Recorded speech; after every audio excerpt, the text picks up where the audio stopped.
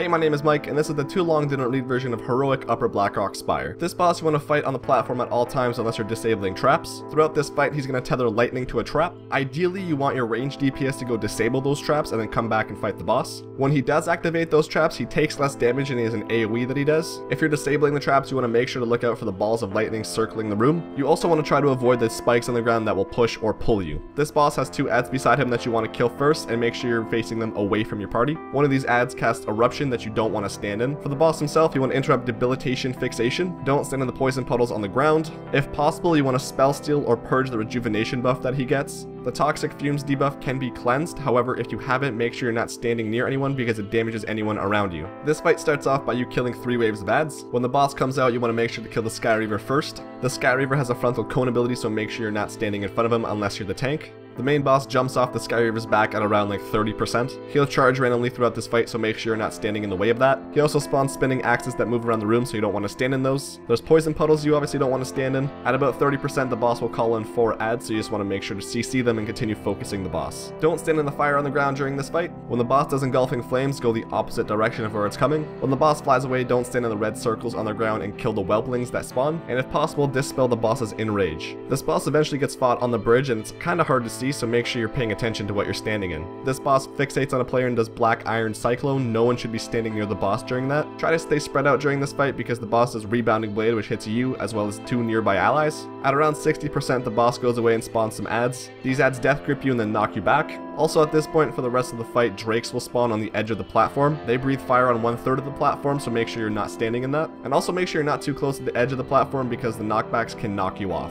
That was a too long didn't read version of Heroic Upper Blackrock Spire. If you have any questions, let me know down below in the comments. Thanks for watching and have a great day.